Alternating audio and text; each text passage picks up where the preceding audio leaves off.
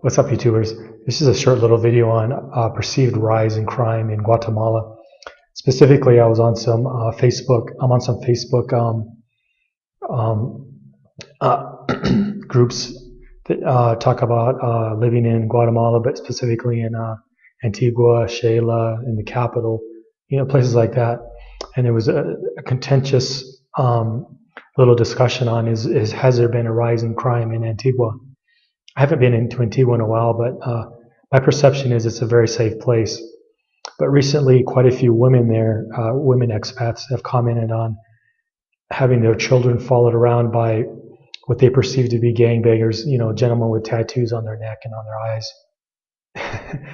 following their kids to school and things like that. Now, I think it's probably true. These are secondhand. These aren't my experiences. What they're talking about on this expat group.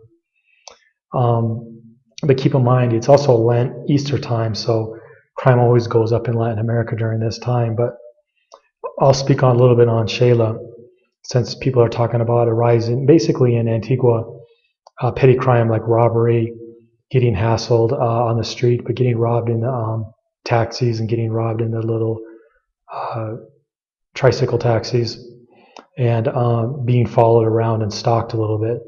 I think it's pretty frightening, especially if you're an expat, especially if you're a woman. And are these things true? Well, in Shade at least, I asked some of my friends, some of my expat friends and their wives and girlfriends. And some of these are expats, some of these are Guatemaltecas. And their answer is in the last 6 months to about a year, maybe 6 months to 9 months, there's been more crime where motorcycles run up on you and steal your purse, or there's been more crime where people pull a gun on you. These are usually late at night, not during the day. In this Facebook group that I belong to, they were talking about crime that's happening to them during the day, which is kind of surprising and shocking. So I think there has been a rise in crime. I think it's due to the slowdown in the world economy and the slowdown in the remittances coming back to Guatemala. So I think that's part of it. I also think part of it is just the holidays. But when it's not the holidays, I think it's more due to the slowdown in the economy. One thing that's fairly alarming is that the shakedowns and gangs, or the maras. If you don't know, in El Salvador, there's quite a few maras, and they've shut down a lot of multinational distribution of cars, well, not cars, but trucks, delivering their product. Excuse me. They seem to control a lot of the neighborhoods in El Salvador. I haven't been there in a while, but I haven't noticed too much of a problem, but I have had a few interactions with people down there, and there's more and more shakedowns from the gangs from the vendors on the street. And then one thing interesting that happened up here in Shela, there was a Mara, a group of people trying to ask for a bribe from one of the major popular restaurants here. I don't want to name them, but they didn't cave in and pay the bribe, so they got broken into and robbed in broad daylight. So these things are starting to creep up on the radar, at least in Shela. And the reason I mention it, Shela has always been perceived as a very safe place. Personally, I think during the day when you're out and about, you're very safe. The only time you're really not safe is late at night if you're walking home drunk, or if you're in a taxi drunk, or if you're at the bar. I hate to say it because it sounds kind of crass and crude, but the most problems you're going to have if you're a man or a woman, or a tourist for that matter, is if you're hanging out real late at night and you walk home drunk, or you're drunk, or pretty drunk anyways. That's when a lot of the rapes and assaults occur.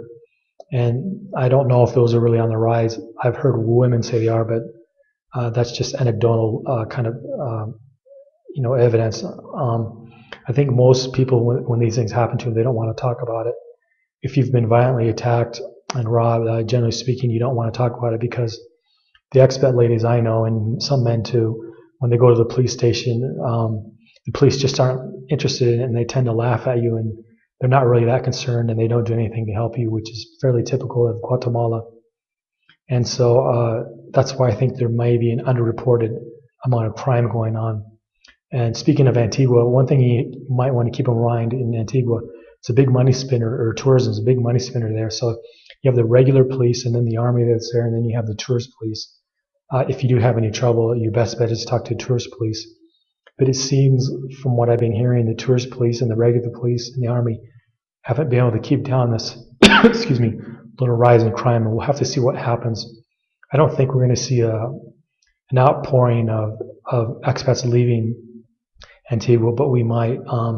I think this is just starting to get on the radar, and it's just starting to get on the radar here in Shela. So that's just my perception of crime in Guatemala and how it is. Right now, at least if you're in Shela where I live, it's still pretty safe.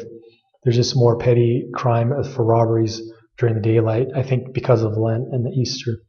But I also think because of the slowdown in the economy, there's more in the daylight type crime. But if you're careful and keep your wits about you, you're still pretty safe, at least compared to where I grew up in Baltimore. So anyways, that's my opinion on the rise in crime here and what I think about it. Like, share, subscribe. Tell me what you think. Thanks.